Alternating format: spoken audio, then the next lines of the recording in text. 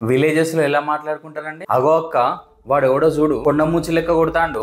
అవ్వక్క నిజమే వాడు కొండ మూచి లెక్క ఉన్నాడు. ఇంతకు ఎవడక్క వాడు? ఇంకెవడాడు? పాకిస్తాన్ వాడు కనబడతలేదా? దుకాణంలో అటుకులు అమ్మినట్టు తుపాకులు అమ్ముతాండు. ఇదే దుకాణము అమెరికాలో ఉంటే ఏ అక్క ఊకో, అది కల్చరు, నువ్వు చదువుకుంటావా నీకు అర్థమయ్యేది. Jokes apart, hi hello everyone, నేను మీ హరీష్ కోటాని. Welcome to Harish Kota effect. Charlie Kirk ఒక కన్జర్వేటివ్ యూత్ ఎకాన్. ఈయన టర్నింగ్ పాయింట్ యుఎస్ఏ అని ఒక ఎన్జిఓని ఎస్టాబ్లిష్ చేసి అక్రాస్ అమెరికాలో 850 కాలేజ్ క్యాంపసెస్లో ఉన్న యూత్ని ఇన్ఫ్లుయెన్స్ చేసి ఈయన ఒక యూత్ ఎకాన్గా మారాడు. ఈయన అమెరికాలో ఉన్న రైట్ వింగ్కి సంబంధించిన రిపబ్లిక్ పార్టీకి ఓపెన్గా సపోర్ట్ చేసే ఒక కన్జర్వేటివ్ యాక్టివిస్ట్. మనం దేనికోసమైతే మనస వాచ కర్మణ అంతఃకరణ శుద్ధితోటి ప్రయత్నిస్తామో అదే మనకు దొరుకుతుంది. దీన్నే లా ఆఫ్ అట్రాక్షన్ అంటే. ఈ చార్లీ క్రిక్ చివరి నిమిషం వరకు, చనిపోయే వరకు కూడా అమెరికాలో గన్ కల్చర్ ఉండాలి అని అందరికి చెప్పిండు.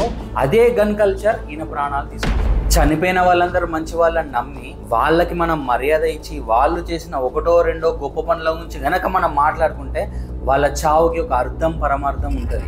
సెప్టెంబర్ 10 చార్లీ ఒక కాలేజ్ క్యాంపస్లో స్టూడెంట్స్ తోటి మీటింగ్లో ఉండడం వల్ల మీటింగ్ మధ్యలో ఒక బుల్లెట్ ఆయన గొంతులోకి దిగడం వల్ల ఆయన గొంతు మూగపోయి ఆ మీటింగ్ అర్ధంతరంగా ఆగిపోయింది. ఆ రోజు అలా అర్ధంతరంగా ముగిసిపోయిన ఆ సమావేశాన్ని ఈ రోజు నేను నా వీడియో ద్వారా కంప్లీట్ చేసే ప్రయత్నం చేస్తాను. దేశాలకు అతీతంగా, మతాలకు అతీతంగా, రాగద్వేషాలకు అతీతంగా. ఇది 100% పొలిటికల్ అసాసినేషన్. రెండు ఐడియాలజీల మధ్యలో కాన్ఫ్లిక్ట్.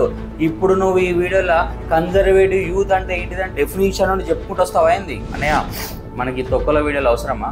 ఏమిరా బాలరాజు, ఏమిరా ఉపయోగం ఈ వీడియో వల్ల దేశానికి? ఉంది, చాలా విషయం ఉంది, చాలా గొప్ప విషయం ఉంది. అక్కడ విషయం ఉంది కాబట్టి అసాసినేషన్ జరిగింది. మనకు కంటికి కనబడని, మనకు తెలియని ఒక యుద్ధం స్టార్ట్ అయింది. అయినా ఇది అమెరికా కదా, మనకేం సంబంధం? విషయం అమెరికా కాదు, ఆస్ట్రేలియా కాదు, ఆఫ్రికా కాదు, మన భారతదేశంలో ఈ రోజు మనం మాట్లాడుకుంటున్నాం అంటే ఈ విషయం మనది కూడా. ఈ వీడియో చాలా ఇంట్రెస్టింగ్ గా ఉండబోతుంది. ఈ వీడియోలో మీరు అమెరికన్ ఐడియాలజీ ఏంటిది, అమెరికన్ డీప్ రూట్ కల్చర్ ఏమున్నది, అమెరికాలో గన్ కల్చర్ ఎట్లా వచ్చింది, ఈ అన్నిటి నడుమి ఇట్లా మన భారతీయులు ఎట్లా మోసపోయింది. ఈ వీడియోని ఎక్కడ కూడా స్కిప్ చేయకుండా లాస్ట్ వరకు చూడండి. మీకు గనక ఈ వీడియో నచ్చితే ఒక చిన్న లైక్ పెట్టి మా లాంటి ఛానల్స్ని సపోర్ట్ చేయండి.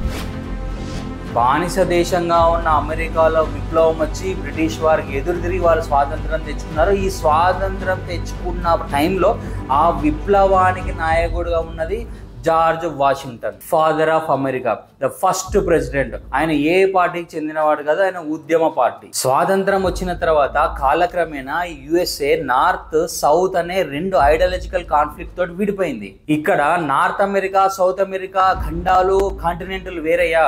ఇక్కడ ఐడియాలజికల్ కాన్ఫ్లిక్ట్స్ వచ్చినాయి.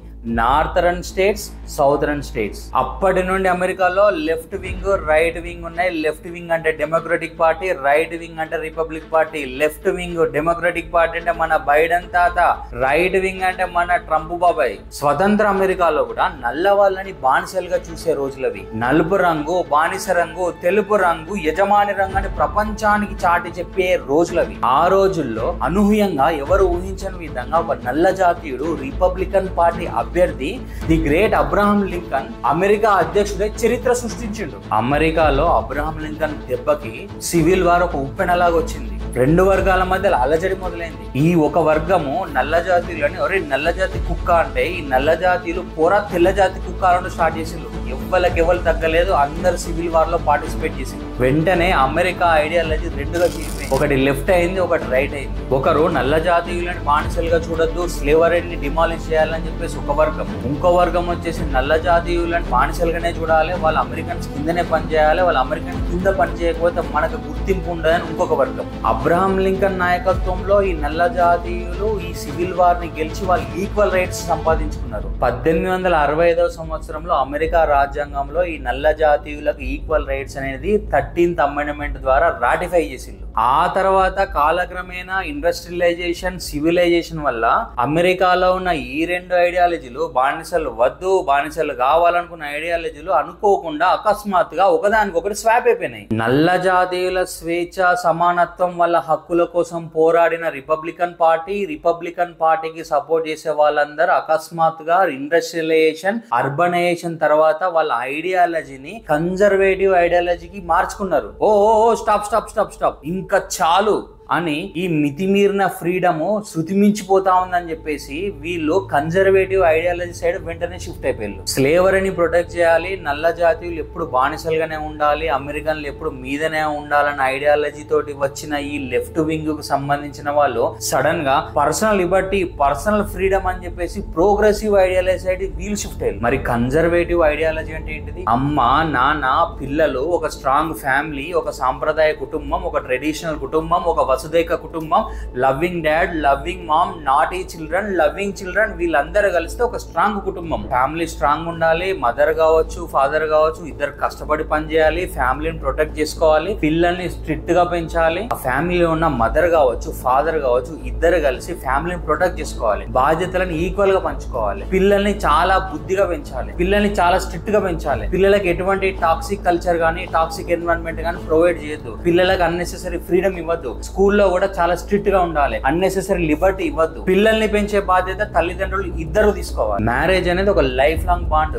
No divorce. ఇద్దరు కలిసి పిల్లలకు మంచి విద్యా బుద్ధులు నేర్పించి, మంచి మోరల్ వాల్యూస్ నేర్పించి వాళ్ళని సమాజానికి అందజేయాలి. ఒక ఫ్యామిలీ స్ట్రాంగ్ గా ఉంటేనే సొసైటీ స్ట్రాంగ్ గా ఉంటది, సొసైటీ స్ట్రాంగ్ గా ఉంటేనే దేశం స్ట్రాంగ్ గా ఉంటది. రిపబ్లికన్ పార్టీ కన్జర్వేటివ్ ఐడియాలజీ ప్రకారం ఒక traditional family is a strong family, traditional ఫ్యామిలీకే ఎక్కువ ఇంపార్టెన్స్. వీళ్ళు దాన్ని ఒక బేసిక్ యూనిట్ గా తీసుకున్నారు. ఈ ఒక్క బేసిక్ యూనిట్ కనుక కరెక్ట్ గా ఉంటే ఒక మంచి గ్రేట్ అమెరికాను మనం సాధించవచ్చు అని వీళ్ళు బలంగా నమ్ముతారు అన్నమాట. ఇంకా ఈ కన్జర్వేటివ్ ఐడియాలజీలో మినిమం గవర్నమెంట్ ఇన్వాల్వ్మెంట్ అనేది ఒకటి ఉంటది, కానీ అది పొలిటికల్ గా కొన్ని కాంట్రవర్సీలు ఉంటాయి కాబట్టి నేను ఇప్పుడు ఆ వీడియోలో నేను చెప్పాను. ఈ కన్జర్వేటివ్ యాక్టివిస్టులు చెప్పేది ఏంటంటే తల్లిదండ్రులు ఇద్దరు కూడా మంచి పోతరాయిళ్ళు అయి ఉండి, మంచి పార్టీయింగ్ చేసుకునే వాళ్ళు ఉండి, విచ్చలవిడితనం ఉండేది ఉంటే వాళ్ళు ఏదో ఒక రోజు తన్నుకొని వచ్చి విడిపోతారు. వాళ్ళు విడిపోవడం వల్ల ఆ ఎఫెక్ట్ పిల్లల మీద పడితే ఈ పిల్లలకి మంచి మోరల్ వాల్యూస్ ఎవరు నేర్పిస్తారు, సామాజిక స్పృహ గురించి ఎవరు నేర్పిస్తారు? సో బ్రోకెన్ ఫ్యామిలీ నుండి వచ్చిన పిల్లలు ఎవరైతే ఉంటారో వాళ్ళు నెక్స్ట్ జనరేషన్ లో సమాజానికి ఇంకా చేటుగా తయారవుతారు. పిల్లల యొక్క భవిష్యత్తును చూసుకోవాల్సిన బాధ్యత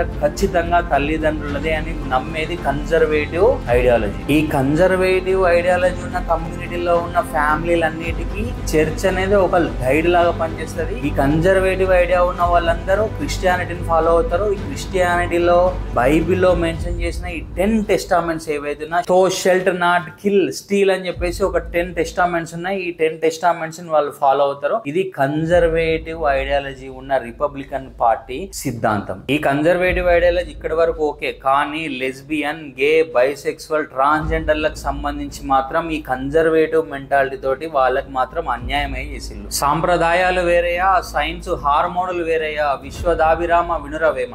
లెఫ్ట్ వింగ్ కి కోర్ ఐడియాలజీ మాత్రం personal individual freedom, personal choice కే హైయెస్ట్ వాల్యూ ఇస్తారు. నా బాడీ, నా జీవితం, నా ఇష్టం, పెళ్లి చేసుకోవాలా వద్దా నా ఇష్టం, ప్రెగ్నెన్సీ ఉంచుకోవాలా వద్దా నా ఇష్టం, నీతో ఉండాలా లేదా నా ఇష్టం, మ్యారేజ్ చేసుకోవాలన్నా విడిపోవాలా నా ఇష్టం. ఇది కుటుంబ విషయం కాదు, పర్సనల్ చాయిస్. నేను ఏ దేవుణ్ణి ఎంచుకోవాలి, నేను ఏ మతాన్ని తీసుకోవాలి నా చాయిస్, నేను నీతో ఉండాలన్నా వద్దా విడిపోవాలన్నా నా చాయిస్. పర్సనల్ చాయిస్ కే హైయెస్ట్ వాల్యూ. ఇది personal freedom. Left wing progressive ideology. ఈ పర్సనల్ ఫ్రీడమ్ ఎట్లుంటుందంటే, మమ్మీ నాకు రిపోర్ట్స్ వచ్చినాయి, ఇగో చూడు క్లాస్ ఫస్ట్ వచ్చిన, వెరీ గుడ్ బేటా క్లాస్ ఫస్ట్ వచ్చిన, మరి ఈ రిపోర్ట్ ఏందన్నా, మమ్మీ ఇది నా ప్రెగ్నెన్సీ రిపోర్ట్. ఈ కన్జర్వేటివ్ యాక్టివిస్టులు చెప్పేది ఏంటంటే తల్లిదండ్రులను గౌరవించలేని వాళ్ళు భార్య పిల్లల్ని గౌరవిస్తారు, భార్య పిల్లల్ని గౌరవించలేని వాళ్ళు సమాజాన్ని గౌరవిస్తారు, సమాజాన్ని గౌరవించలేని వాళ్ళు దేశాన్ని ఏం భ్రమిస్తారు. How can we make the great America. ఇప్పుడు గన్ కల్చర్ విషయానికి వస్తే, ఒక దొంగ మీ డోర్ కొట్టి, మీరు టైం ప్లీజ్ ఒక్క నిమిషం ఆగు, నేను 911 ఫోన్ చేస్తా అంటే వాడు ఆగుతాడా? వాడు ఆగడు. వాడు ఏం చేస్తారు, కత్తితో ఒక పోటు పొడుస్తాడు. నొప్పి మీకా, వచ్చే పోలీసులకా? మీకే. నష్టం ఎవరికి? మీకా, పోలీసులకా? మీకే. ప్రాణం పోయేది ఎవరిది? మీదా, పోలీసులదా? మీదే. డబ్బు నష్టం ఎవరికి? మీకా, పోలీసులకా? మీకే. ఇప్పుడు చెప్పండి, గన్ను మీ దగ్గర ఉండాలా, పోలీసుల దగ్గర ఉండాలా? కుటుంబాన్ని కాపాడుకునే బాధ్యత ఎవరిది? అల్టిమేట్ గా మీదా, పోలీసులదా?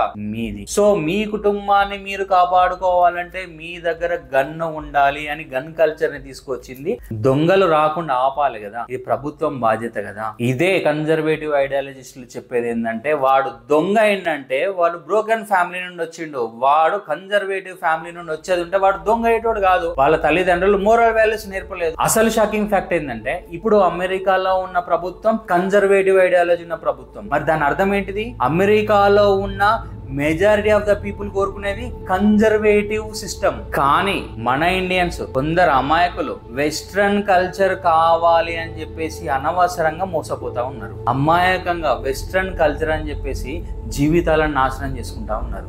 మన సగానికి సగం మన మొత్తం ఇండియన్ యూత్ అంతా వెస్ట్రన్ స్టైల్ ని కాపీ పేస్ట్ చేస్తా ఉన్నారు. పోనీ వీళ్ళు ఏమన్నా అమెరికాకు పోయి వెస్ట్రన్ స్టైల్ ఎలా ఉంటదని చెప్పేసి క్రాష్ కోర్సు తీసుకొని వచ్చి ఈ కల్చర్ ని ఇక్కడ ఇంప్లిమెంట్ చేస్తారంటే లేదు. ఇలా 99.99% మంది అమెరికాకు పోకుండానే అమెరికన్ కల్చర్ ని కాపీ పేస్ట్ చేసుకుంటా అడాప్ట్ చేసుకుంటా ఉన్నారు. మరి ఏందయ్యా రీజన్ అంటే హాలీవుడ్ సినిమాలో, ఇంగ్లీష్ వీడియోలో, ఈ మూవీస్ లో వీడియోస్ లో చూపెట్టేది ఏంటిది? Flashy parties, drug parties, open relationship, open life style. Cinema purpose ఏంటిది? ఎంటర్టైన్మెంట్.